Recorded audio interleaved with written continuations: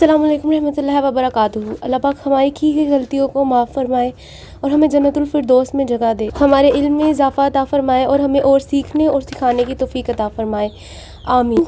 आज हम बात करेंगे सूरह आदियात के बारे में। जो लेक्चर्स मैं शुरू करने वाली हूँ ये मेरे मरहूम उस्ताद के हैं, जिन्होंने इन पर किताब लिखनी थी। उन्होंने हम सबसे वादा लिया था कि हम इन लेक्चर्स को पब्लिकली शेयर नहीं करेंगे, लेकिन जबकि अब वो दुनिया में ही नहीं रहे तो वो किताब कोई लिख नहीं सकता और अब उनके इल्म को आगे पहुंचाना हमारी ज़िम्मेदारी है। हम आज शुरू करेंगे सूरह अल आदियात से, सूरह नंबर 100, और आज हम ये कंप्लीट पढ़ेंगे। तो अगर आपको ये अच्छी लगे तो आप ज़रूर दूसरों तक शेयर कीजिएगा। हमारा मकसद कोई लाइक्स और सब्सक्राइब बढ़ाना नहीं है, बस आपसे जितना हो सके आप इनको दूसरों तक शेयर करिए ताकि आपको भी सवाब मिले और हमें भी। और अगर तमाम चीज़ों में से किसी भी चीज़ से इख्तलाफ हो तो आप ज़रूर कमेंट्स में पूछ सकते हैं या बता सकते हैं। हमारे लिए आपकी दी गई हर राय बहुत ज़्यादा ज़रूरी है। मैं आपको ये सूरह पढ़ के सुनाती हूँ, फिर हम चलेंगे इसकी तफसील की तरफ। बहुत ही ज़बरदस्त और बहुत ही इंटरेस्टिंग सूरह है और छोटी सी वीडियो होगी, बहुत बड़ी लेक्चर या बहुत बड़ी वीडियोस मैं नहीं बनाऊँ। औज़ुबिल्लाहि मिनश्शैतानिर्रजीम, बिस्मिल्लाहिर्रहमानिर्रहीम। वल आदियाति दबहा फलमूरियाति कदहा फलमुगीराति सुबहा फअसरना बिही नक़आ फवसतना बिही जमआ इन्नल इंसाना लिरब्बिही लकनून व इन्नहु अला ज़ालिका लशदीद व इन्नहु लिहुब्बि खैरिन लशदीद अफला यअलमु इज़ा बुसिरा मा फिल कुबूर व हुस्सिला मा फिस सुदूर इन्ना रब्बुहुम बिहिम यौमइज़िन लखबीर। हम शैतान मरदूद से अल्लाह की पनाह चाहते हैं। शुरू करती हूँ अल्लाह के नाम से जो बड़ा मेहरबान और निहायत रहम करने वाला है। हामते हुए दौड़ने वाले घोड़ों की कसम, सुम मारकर चिंगारी निकालने वालों की कसम, फिर सुबह के वक्त हमला करने वालों की कसम, फिर इस वक्त गर्दो गुबार उड़ाते हैं, फिर इसी के साथ फ़ौजों के दरमियान घुस जाते हैं। यकीनन इंसान अपने रब का बड़ा ही नाशुक्रा है और यकीनन वो ख़ुद भी इस पर गवाह है। ये माल की मोहब्बत में बड़ा सख्त है। क्या इसे वो वक्त मालूम नहीं जब कब्रों में से जो कुछ है वो निकाल लिया जाएगा और सीनों की पोशीदा बातें ज़ाहिर कर दी जाएंगी। बेशक इनका रब इस दिन इसके हाल से पूरा बाखबर होगा। आदियात के मायने हैं हॉर्स पावर के। ज़बहा का मायने है ये एक ऐसी आवाज़ होती है जो कि सीने से निकलती है तेज़ दौड़ते वक्त, लेकिन ये ऐसी एक मखसूस आवाज़ है जो सिर्फ दो जानवरों के ही सीनों से निकलती है, एक घोड़ा और दूसरा कुत्ता। इस आवाज़ से मुराद है घोड़े के सीनों से निकलने वाली आवाज़। कदहा यानी कि सुम इस लोहे की जूती को कहते हैं जो मामूली तौर पर हर घोड़े का मालिक इस घोड़े को पहनाता है। घोड़े की स्पीड और इसके वज़न की वजह से जब ये जूती ज़मीन पर जाके लगती है तो इससे चिंगारी निकलती है, इसीलिए कहा गया है फलमूरियाति कदहा। फिर सुम मारकर चिंगारी निकालने वालों की कसम। अल्लाह ताला को इस घोड़े की वफ़ादारी बहुत पसंद है कि इसका मालिक इसको मरने के लिए या मारने के लिए ले जा रहा है तो वो इस पर राज़ी राज़ी जा रहा है, इसीलिए अल्लाह ताला ने कसम उठा के कहा है और फिर ये तमाम सिफ़ात बयान की है। अब आपको समझ आ रहा होगा कि ये किस तरह से अल्लाह ताला ने इस आयत को लिखा है। क्या कोई इतनी बेहतरीन आयत लिख सकता है? किसी इंसान के बस की बात ही नहीं है। जब आप कुरान को ठीक से समझते हो तभी तो आपको पता चलता है कि ये वाकई ही खुदा का कलाम है। ज़माने जहालियत में अरब का असूल था जब वो किसी के साथ जंग या लूट मार का इरादा करते तो इसके लिए अलल सुबह का वक्त मुयन करते। इसके लिए रात का पिछला पहर बड़ा मुयन समझा जाता था क्योंकि इस वक्त तमाम लोग सोते हैं। यहाँ तक कि कोई मरीज़ भी होता है तो वो थक हार कर रात जग के इस वक्त सो ही जाता है। क्या आपको मालूम है ये किस वक्त की बात की जा रही है? ये उस वक्त की बात की जा रही है जबकि सबसे ज़्यादा आपको नींद आती है और इस वक्त की नींद भी बहुत गहरी होती है। फलमुगीराती में जो फ़ा है इसमें पहली आयत की बात की जा रही है। मुगीरात का मानी है किसी चीज़ का दूसरी चीज़ से टकरा जाना।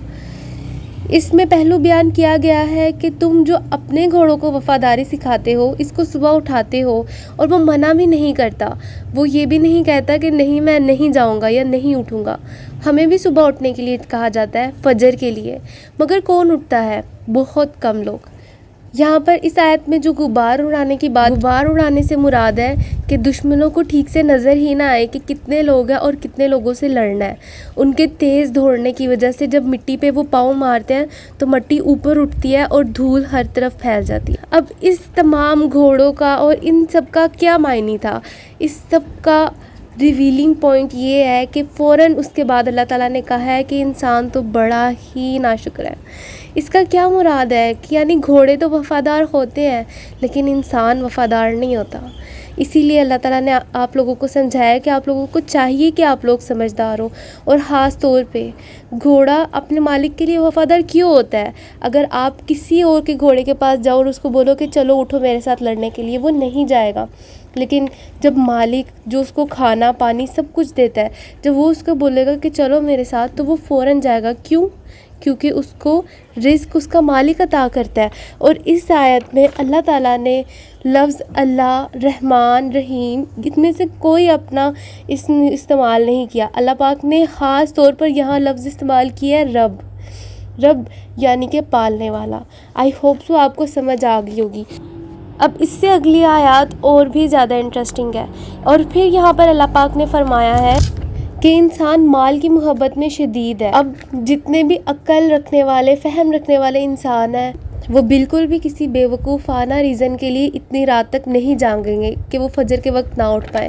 صرف اور صرف وہی لوگ اتنی رات تک جاگتے ہیں جن کو دن بھر گزر جاتا ہے پیسہ کمانے میں، اور پھر رات کو آٹومیٹکلی، یہ سائیکالوجی بھی کہتی ہے کہ آٹومیٹکلی آپ کا دماغ ایسے کام کرنا شروع کر دیتا ہے جو کہ آپ دن میں کرنا چاہتے تھے۔ اس لیے دن کے وقت بھی خود کو ریسٹ دینا ضروری ہے، تاکہ رات کے وقت جب آپ اپنے بستر پہ آؤ تو آپ آرام سے سو سکو اور جلدی سو سکو، تاکہ فجر کے وقت ایگزیکٹ ٹائم پر آپ اٹھ کے نماز ادا کر سکو۔ آگے اللہ پاک فرماتے ہیں، کیا آپ نہیں جانتے کہ آپ کو قبروں سے اٹھایا جائے گا، پھر اللہ تعالیٰ کے سامنے حاضر کیا جائے گا، اور اللہ تعالیٰ ضرور آپ سے فجر کے بارے میں ضرور سوال کریں گے کہ آپ نے ایک چھوٹی سی نماز جس کو 5 منٹ بھی نہیں لگتے پڑھنے میں، ایک نارمل انسان کے لیے، اگر آپ زیادہ عبادت کرنا چاہتے ہو تو بہت اچھی بات ہے، میں بہت اپریشیٹ کروں گی، لیکن ایک فجر کی نماز اٹھ کے پڑھنے میں 5 منٹ بھی نہیں لگتے ہیں۔ تو اللہ تعالیٰ آپ سے ضرور سوال کریں گے کہ آپ نے صرف 3 یا 4 منٹ بھی آپ نے نہیں دیے۔ اور پھر اللہ تعالیٰ نے اینڈ پر جو بات لکھی ہے نا، وہ بے حد زبردست ہے، اور یہ بات میرے دل میں گھر کر گئی ہوئی ہے، اور بے شک اللہ تعالیٰ سینوں کے راز تک سے واقف ہے۔ یہاں پر ایک چھوٹا سا پوائنٹ ہے جو میں آپ کو بتاؤں گی، جو کہ شاید آپ کے بھی دل میں گھر کر جائے۔ یہاں پر دیکھنے والی بات تو یہ ہے، جب حضرت آدم علیہ السلام کو بنایا گیا اور تمام فرشتوں کو کہا گیا کہ سجدہ کرو، تو سب نے سجدہ کیا سوائے شیطان کے، بے شک وہ جنات میں سے تھا۔ سورہ الکہف میں اللہ تعالیٰ نے یہ صاف صاف بیان کر دیا۔ اب سوچنے کی بات تو یہاں یہ ہے کہ شیطان اگر چاہتا تو وہ ایسے ہی سجدہ کر لیتا، جبکہ اس کے دل میں کچھ اور ہوتا، لیکن وہ سجدہ کر لیتا۔ سوچنے والی بات تو ہے، کہیں نہ کہیں آپ کے بھی دل میں آیا ہوگا، اگر کر لیتا تو کیا چلا جاتا؟ جیسے کہ ہم لوگ بہت سی چیزیں کر تو لیتے ہیں، جاتا بھی کچھ نہیں، لیکن ہم وہ چیز دل سے کرنا نہیں چاہتا۔ یہاں پر اللہ تعالیٰ نے اس چیز کا صاف صاف جواب دیا۔ دراصل ہم لوگ آج بھی اس لیول تک اللہ تعالیٰ کو جان ہی نہیں پائے۔ اس لیول تک تو کیا، ہم لوگ کسی لیول تک اللہ تعالیٰ کو جان نہیں پائے، جبکہ وہ اللہ تعالیٰ کو جانتا ہے۔ اللہ تعالیٰ ہمارے دل میں اللہ پاک کی محبت میں بہت زیادہ اضافہ فرمائے، اور ہمیں اللہ تعالیٰ کو جاننے کی، اللہ تعالیٰ کو پہچاننے کی، اپنے مالک کو پہچاننے کی توفیق عطا فرمائے۔ لیکن وہ ہم لوگوں سے تو بہت بہتر جانتا ہے، کیونکہ وہ جانتا تھا کہ اگر میں یوں ہی سجدہ کر بھی لوں تو اللہ تعالیٰ تو سینوں کے رازوں سے واقف ہے نا۔ اللہ تعالیٰ کو پتہ ہے میں اس کو کرنا ہی نہیں چاہتا سجدہ، اللہ تعالیٰ کو پتہ ہے کہ میں یہ سمجھتا ہوں کہ میں اس سے بہتر ہوں اور یہ مجھ سے بدتر ہے۔ اس کو تو پتہ تھا نا کہ اللہ تعالیٰ کو سب پتہ ہے، لیکن ہم لوگوں کو یہ نہیں پتہ کہ اللہ تعالیٰ کو سب پتہ ہے۔ اس لیے ہم بہت سی غلطیاں، بہت سی چیزیں، بہت سی نمازیں، عبادتیں، صدقات، خیرات، زکوٰۃ، بہت سے حج، عمرے ایسے کر جاتے ہیں جو کہ ہمارے دل کو نہیں چھوتے، لیکن بس ہم وہ کر رہے ہوتے ہیں، لیکن اس کا کیا فائدہ ہوگا؟ ذرا سوچنے کی بات ہے، آپ بھی سوچیے گا۔ اور اگر کوئی چیز کرنی ہی ہے تو اس کو اتنے دل سے کرے، اتنے دل سے کرے کہ کوئی بھی نیک انسان اس چیز کے لیے تیار ہو جاتا ہے کہ میں نے اپنے رب کا حکم ماننا ہے، اس کے حکم کی تائید کرنی ہے۔ اللہ حافظ، پھر ملیں گے ایک نئی ویڈیو کے ساتھ۔ اللہ پاک ہم سب کے گناہ معاف فرمائے، ہم سے جو غلطیاں ہوئی ہیں اس میں درستگی لانے کی ہمیں توفیق عطا فرمائے، اور آپ سب بنے رہیے ہمارے ساتھ، اور اس ویڈیو کو زیادہ سے زیادہ شیئر کریے۔ بس ہمیں اور کچھ بھی نہیں چاہیے، آپ بس اس ویڈیو کو شیئر کرتے رہیے تاکہ آپ کو، ہمیں اور میرے مرحوم استاد کو ثواب ملتا رہے۔